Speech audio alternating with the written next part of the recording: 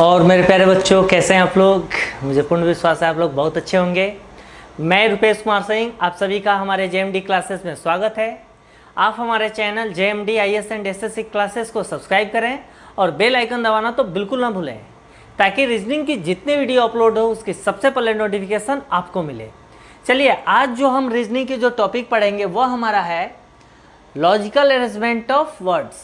इसमें क्या होता है कि हमें यह जानना है कि कौन सा सिचुएशन पहले आएगा, कौन सा सिचुएशन सबसे लास्ट में आएगा। ठीक है, इसमें हम क्या करेंगे, हम क्वेश्चन से बहुत बेहतरीन तरीके से समझेंगे। ठीक है, हमें इसमें ऑप्शन दिया है ABCD, 4 हमारे वर्ड दिए हुए हैं।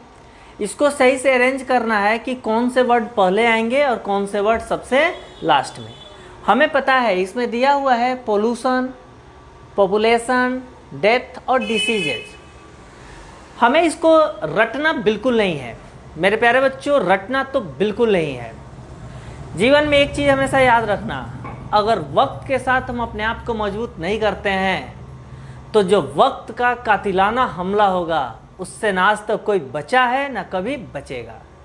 आप सिंपल देखो, अभी कोरोना का जो समय चल रहा है, कोविड वायरस जो हमारा है कोविड-19, इसका इफेक्ट केवल इंडिया पे नहीं है, पूरे विश्व पे है। आखिर इसका कारण क्या है? कहीं नहीं, कारण हमारे पास जितने भी कमियां होती है, जितने भी संसाधन हमारे लेक होते हैं, या हम जिस जिस सिचुएशन से सफरिंग करते हैं, उसमें सबसे बड़ा योगदान है, सबसे बड़ा मेन फैक्ट है, मुद्दा है हमारा पॉपुलेशन। पॉपुलेशन बढ़ने से हमें हर चीज़ की आवश्यकता होती है। घर चाहिए, खाने के लिए अन्न चाहिए, पढ़ने के लिए कपड़े चाहिए, पढ़ने के लिए कॉपी किताब एक्सेट्रा बहुत कुछ चाहिए।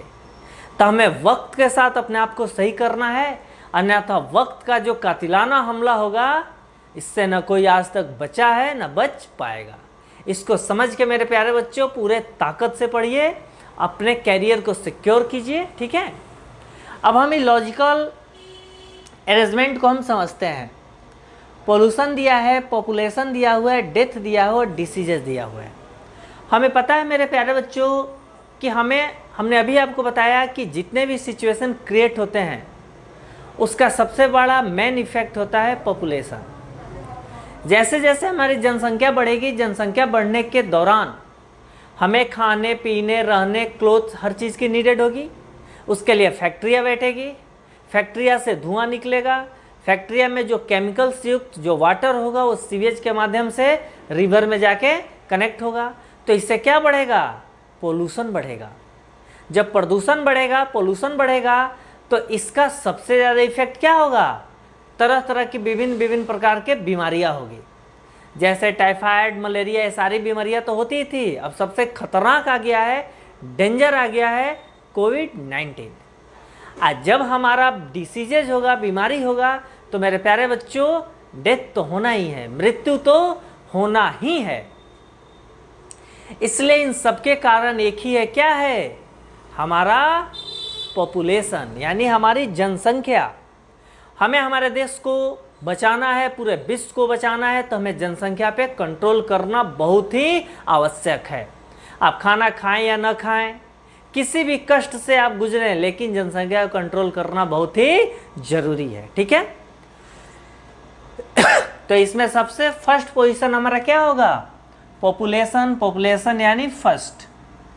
जैसे जैसे पॉपुलेशन बढ़ेगा, पॉपुलेशन के द्वारा हमारा पोल्यूशन भी बढ़ना शुरू हो जाएगा, यानी पोल्यूशन हो जाएगा सेकेंड।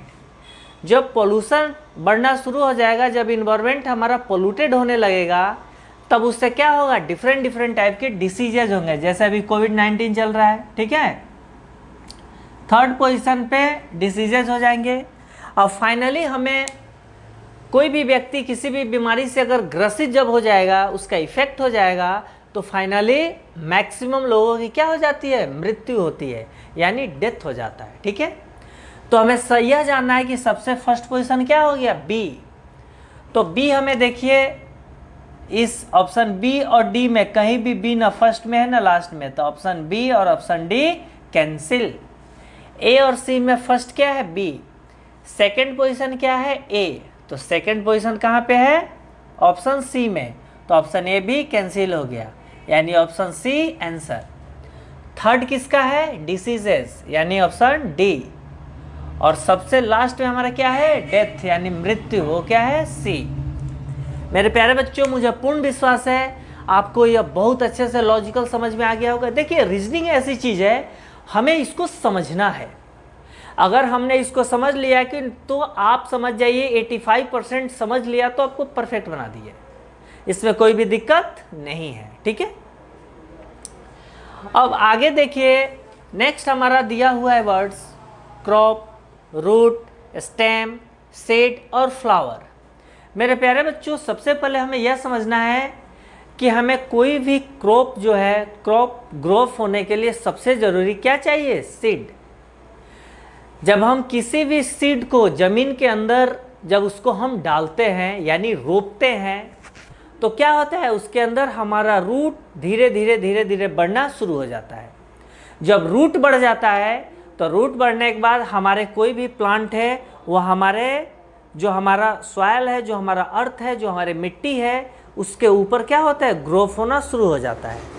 तो पहले हमने सीड को डाला, सीड से हमारे रूट निकले, रूट से जैसे हमारा सॉइल के एबव द सॉइल आएगा तो हमारा क्या हो जाएगा? स्टेम हो जाएगा। ठीक है, स्टेम होने के बाद उसके ब्रांचेस फैलेंगी, ब्रांचेस के बाद फ्लावर लगेगा, उसके बाद फाइनली हमारा क्रॉप तैयार हो जाएगा, यानी फसल तैयार हो जाएगा। ठीक है, तो सबसे पहले हमारा क्या हो गया? सबसे पहले हमारा सीड, यानी सीड हमारा फर्स्ट हो गया। सीड के बाद हमारे प्यारे बच्चों क्या होगा? रूट, यानी रूट हमारा क्या हो गया? सेकंड। रूट के बाद मेरे प्यारे बच्चों क्या होगा? जब जैसे एबव द ग्राउंड होगा तो क्या होगा? स्टेम, यानी 3। जब स्टेम आ जाएगा तो उसमें क्या होगा? फूल लगेगा, यानी ई हमारा क्या हो गया? 4th। और फूल लगने के बाद फाइनली हमारे क्रॉप, फसल हमारे क्या हो गया? बन के तैयार हो गया। ठीक है, अब मुझे पूर्ण विश्वास है कि कोई ऐसा क्वेश्चन नहीं है जो आपको समझ में नहीं आया हो। ठीक है, आप इसको नोट डाउन करें और वक्त के साथ चलना शुरू कर दें, क्योंकि वक्त के साथ अगर हम नहीं चलेंगे तो वक्त का जो कातिलाना हमला होगा, इससे बचना मेरे प्यारे बच्चों बहुत ही मुश्किल है। ठीक है, आप इसको नोट डाउन कर लें।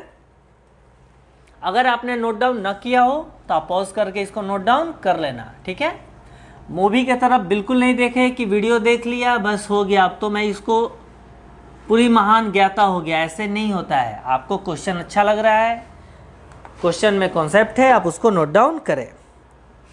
अगला क्वेश्चन हमारा दिया हुआ है विंडो,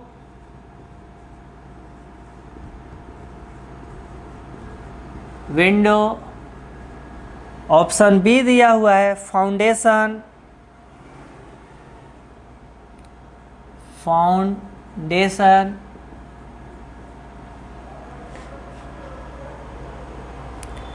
सी दिया हुआ है फ्लोर, ऑप्शन डी दिया हुआ है वेंटिलेटर,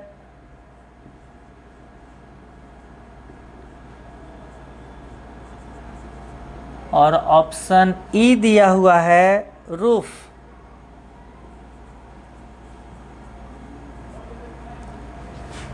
इसमें ऑप्शन ए दिया हुआ है CBADE, CBADE। ऑप्शन बी दिया हुआ है BCA, BCA, BCADE, DE।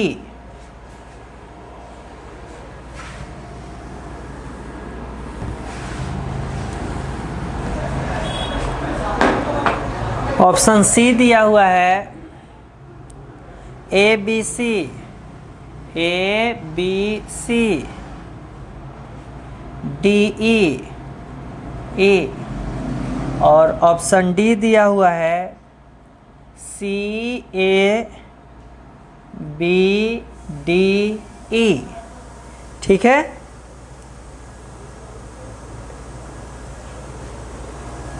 अब हमारा एक और क्वेश्चन है सेंटेंस,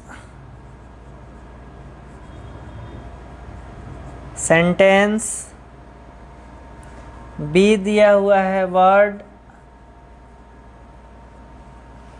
सी दिया हुआ है चैप्टर,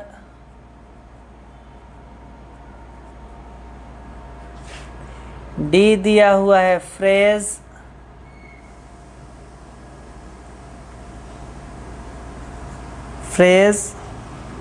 और ई दिया हुआ है पैराग्राफ।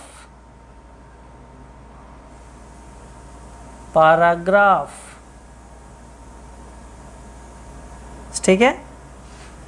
ऑप्शन ए दिया हुआ है DCA, BE,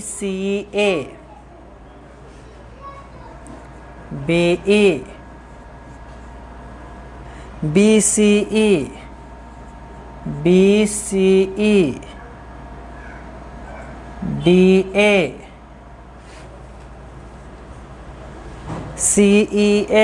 CEA,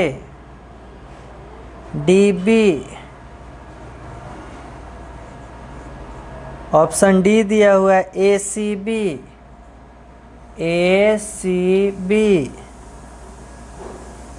DE। ठीक है। देखिए मेरे प्यारे बच्चों, पूरे अच्छे से समझना है। हमें दिया हुआ है विंडो दिया हुआ है, फाउंडेशन दिया हुआ है, फ्लोर दिया हुआ है, वेंटिलेटर दिया हुआ है और रूफ दिया हुआ है। हमें यह समझना है कि आखिर कौन सा फर्स्ट आएगा, कौन सा लास्ट आएगा।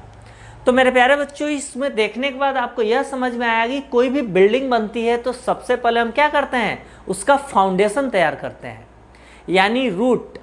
हम बच्चे के बारे में बोलते हैं कि अगर उसकी 10th क्लास तक उसकी पढ़ाई एजुकेशन बहुत अच्छी हुई है तो आगे उसको कोई भी दिक्कत नहीं होता है। अगर 10th क्लास तक हम बहुत अच्छे से पढ़ाई नहीं किए हैं तो कहीं ना कहीं हमारा फाउंडेशन क्या है, डगमगा रहा है, यानी उसके ऊपर फ्लोर बनेगा तो ऐसा होगा कि फाउंडेशन हमारा टूट जाए, बिल्डिंग हमारा गिर जाए। ठीक है। तो यहाँ दिया हुआ है विंडो दिया हुआ है, फाउंडेशन दिया हुआ है, फ्लोर दिया हुआ है, वेंटिलेटर दिया हुआ है और रूफ दिया हुआ है। सबसे पहले मेरे प्यारे बच्चों हम फाउंडेशन बनाएंगे, यानी फाउंडेशन हमारा क्या हो गया, फर्स्ट। फाउंडेशन बनाने के बाद जब जमीन के अंदर से फाउंडेशन होगा तो उसके बाद क्या हमारा बनेगा, फर्श, यानी क्या बनेगा, फ्लोर, यानी सेकंड हमारा फ्लोर हो गया। अब फ्लोर बनने के बाद जब वाल हमारा खड़ा होगा तो वाल में क्या होगा, विंडो होगा। तो पहले विंडो होता है और सबसे जहां पे हम रूफ छत बनाते हैं वहां पे हम क्या छोड़ते हैं, वेंटिलेटर। यानी फ्लोर के ऊपर जब वाल में खड़ा होगा तो पहले हमारा क्या आएगा, विंडो, यानी थर्ड पोजीशन पे विंडो। विंडो के बाद सबसे ऊपर जहां से हम रूफ छत बनाते हैं वहां पे हम क्या छोड़ते हैं, वेंटिलेटर, यानी कौन सा पोजीशन हो गया, फोर्थ। और फाइनली हमारा क्या हो गया, रूफ, यानी छत बन के तैयार हो गया, यानी फिफ्थ। तो आप देखिए सबसे फर्स्ट पोजीशन हमारा क्या है, बी, यानी देखिए किसी में फर्स्ट पोजीशन पे बी नहीं है, तो बी नहीं है तो ये भी कैंसिल, सी भी कैंसिल और डी भी कैंसिल। ऑप्शन क्या हो जाएगा, बी। सेकंड क्या चीज है हमारा, सी, सेकंड सी। थर्ड क्या है, ए, थर्ड क्या है, ए। फोर्थ क्या है, डी, फोर्थ क्या है, डी। और फिफ्थ क्या है, ई, फिफ्थ क्या है, ई। ठीक है। अब मेरे प्यारे बच्चों यह क्वेश्चन बहुत ही बेहतरीन है, इसको आप समझिए। सेंटेंस दिया हुआ है, वर्ड दिया हुआ है, चैप्टर दिया हुआ है, फ्रेज दिया हुआ है और पैराग्राफ दिया हुआ है। हमें पता है मेरे प्यारे बच्चों, सबसे पहले हमारा क्या होगा, एक वर्ड होगा। वर्ड के बाद सेंटेंस और फ्रेज में क्या डिफरेंस है, फ्रेज में क्या होता है, एक वर्ड्स होता है, उसके मीनिंग 2, 3, 4 वर्ड में हो सकते हैं। ठीक है। या एक वर्ड से उसके मीनिंग 2 वर्ड में भी हो सकते हैं, 3 वर्ड्स में हो सकते हैं। ठीक है। तो सबसे पहले हमारा वर्ड होने के बाद, वर्ड के बाद क्या होगा, हमारा फ्रेज होगा। फ्रेज के बाद हमारा सेंटेंस होगा। यानी एक सेंटेंस तभी कहते हैं जब कंप्लीट उसमें 2, 4, 5 वर्ड्स हो और इनिशियल टू फाइनल वो पूरी उसकी मीनिंग हो, क्या हो, मीनिंग हो। ठीक है। पर फ्रेज में पार्टिकुलर एक वर्ड्स का अर्थ होता है, उससे पूरे एक कंप्लीट सेंटेंस पूरा नहीं होता है। ठीक है। अब जैसे सेंटेंस होगा तो हमारे एक एक लाइन सेंटेंस मिलने के बाद हमारा पैराग्राफ बन जाएगा। पैराग्राफ यानी एक पेज में हमने 10 लाइन लिखा है, यानी वो हमारा एक पैराग्राफ हो गया। ठीक है, पैराग्राफ होने के बाद जब चैप्टर का आता है तो हमने देखा होगा कि हमारे बुक्स में अगर चैप्टर फर्स्ट है तो चैप्टर फर्स्ट में 3, 4, 5 एक्सरसाइज होंगे।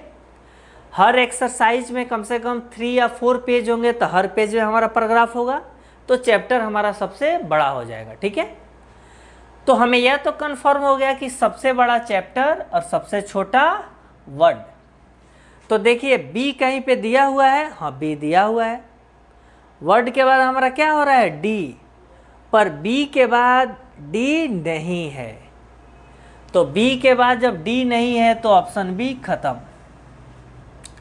ऑप्शन ए में देखिए ना बी स्टार्टिंग में है ना बी एंडिंग में है, तो ये भी खत्म हो गया।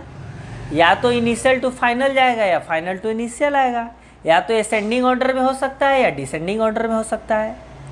ऑप्शन डी हमने देखा, डी में स्टार्टिंग में ना बी है ना एंडिंग में बी है, तो डी बी ऑप्शन कैंसिल। अब हमें देखना है कि ऑप्शन जो सी है स्टार्टिंग में बी नहीं है, लेकिन कहाँ पे है, एंड में है। एंड में बी हो गया फर्स्ट, यानी वर्ड हो गया फर्स्ट, सेकंड हो गया फ्रेज, थर्ड हो गया सेंटेंस, फोर्थ हो गया पैराग्राफ और फिफ्थ हो गया चैप्टर। तो आप देखिए सबसे इसमें क्या कर रहा है, सबसे बड़े से छोटे की ओर जा रहा है। तो सबसे बड़ा हमारा क्या हो गया, चैप्टर, यानी सबसे बड़ा चैप्टर सी। चैप्टर के बाद उससे छोटा क्या, पैराग्राफ यानी ई। पैराग्राफ से छोटा क्या, सेंटेंस यानी ए। सेंटेंस से छोटा क्या, फ्रेज यानी डी। और सबसे छोटा हमारा क्या, वर्ड यानी बी। तो ऑप्शन कौन सा सही हो गया, ऑप्शन सी। मेरे प्यारे बच्चों पूरे ध्यान से आप इसको समझे, और आपको मैं पूर्ण विश्वास दिलाता हूं कि हमारे जेएमडी क्लासेस में पढ़ने के बाद आप एकदम कंफर्म रहिए कि कोई ऐसा क्वेश्चन नहीं है कि रीजनिंग में आपसे नहीं बने। हमारी संस्था दिव्य संस्था है। हमारे यहाँ सबसे बड़ी क्वालिटी है कि एक एक क्वेश्चन आपको 100% समझ में आएगा, हर स्टूडेंट को आएगा। ऐसा कोई स्टूडेंट ही नहीं हो सकता है जो प्रिपरेशन करता हो जिसको हमारे यहाँ पढ़ाने के बाद समझ में नहीं आए, ऐसा संभव ही नहीं है। ठीक है, और एक बात हमेशा याद रखना, वक्त के अनुसार अपने आप के बदलो, नहीं तो वक्त का जो कातिलाना हमला होगा उससे बचना बहुत ही मुश्किल होगा। जैसे आप कोरोना देखिए, वक्त का कातिलाना हमला हुआ है तो पूरे विश्व में सारी इकोनॉमिक हर चीज़ अस्त व्यस्त हो गया है, जो जहाँ वहीं पे ठप पड़ गया है। और कोरोना का रेशियो एवरीडे बढ़ते जा रहा है, कोई कम नहीं हो रहा है। ठीक है, ओके, थैंक यू।